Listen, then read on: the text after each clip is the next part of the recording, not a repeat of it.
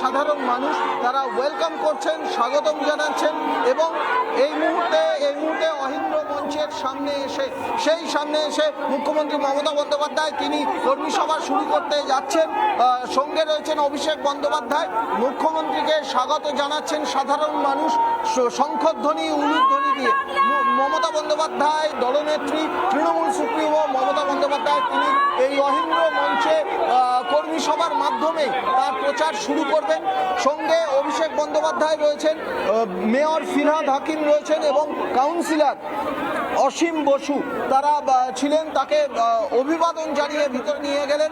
সাধারণ মানুষ, উৎসুক জনতা তারা শঙ্খধ্বনি উলুধ্বনির মাধ্যমে তাকে ওয়েলকাম করেন। এই অহিন্দ্র মঞ্চের এই যে কর্মী সভা, এই কর্মী সভার মাধ্যমে আসন্ন বিধানসভা নির্বাচনে তার ভোট প্রচার শুরু করতে চলেছেন মমতা বন্দ্যোপাধ্যায়।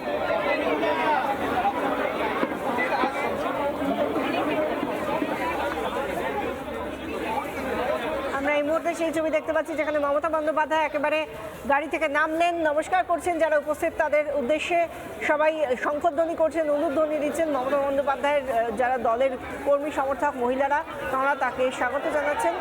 এই মুহূর্তে সেই ছবিটা আরও একবার জানাবেন আমাদের প্রতিনিধি সৈকত। এই মুহূর্তে আমরা দেখতে পাচ্ছি রীতিমতো কোলাহলের ছবি।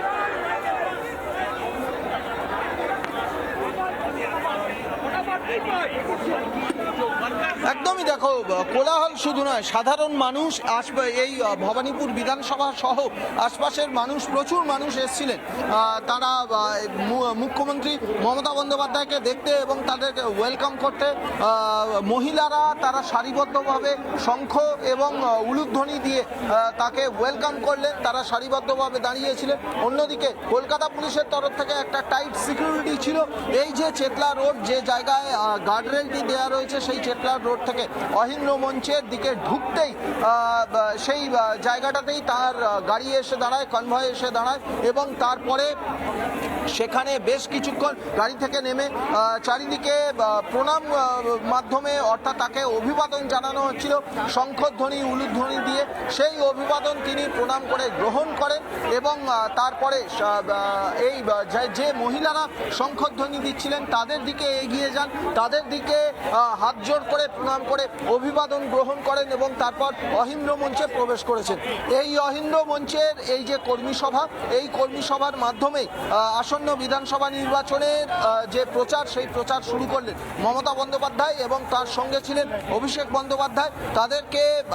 তাদেরকে ভিতরে নিয়ে যান ফিরহাদ হাকিম, কাউন্সিলর অসীম বসু এবং অন্যান্য নেতৃত্ব।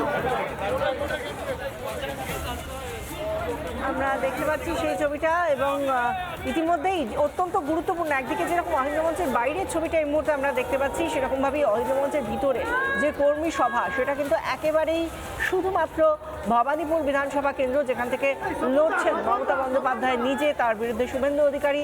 এই কেন্দ্রকে সামনে রেখেই আজকের এই কর্মী সভার আয়োজন করা হয়েছে।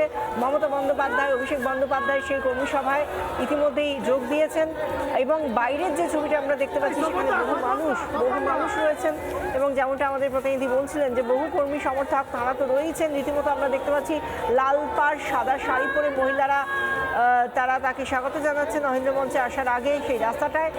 সেখানে এসে সারিবদ্ধভাবে তারা দাঁড়িয়ে রয়েছেন এবং এবারে এই মুহূর্তে দাঁড়িয়ে ভবানীপুর কেন্দ্র অত্যন্ত গুরুত্বপূর্ণ, কারণ এই ভোটে কিন্তু সবথেকে বড় নজর কাড়া যে কেন্দ্র তা হলো ভবানীপুর। মুখোমুখি শুভেন্দু এবং মমতা। শুভেন্দু অধিকারী নন্দীগ্রামের প্রার্থী, তাকে সেখান থেকেও আমরা আজকে প্রচার স্বার্থে দেখেছি, রেয়াপাড়া হোক বা সার্বভৌমভাবে আজকে আমরা দেখেছি মূলত বয়াল 2 নম্বর ব্লকে তিনি আজকে প্রচার সেরেছেন। রেয়াপাড়ায় বহু তৃণমূল কর্মী সমর্থক তারা তার হাত থেকে পদ্ম শিবিরের পতাকা গ্রহণ করেছেন, যোগ দিয়েছেন বিজেপিতে।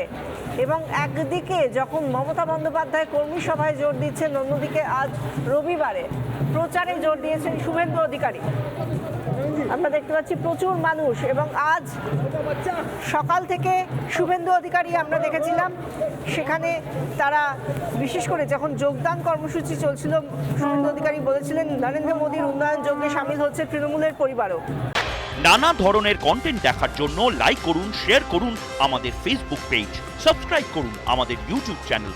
পাশাপাশি অন্যান্য ব্রেকিং নিউজের জন্য অবশ্যই চোখ রাখুন রিপাবলিক বাংলায়।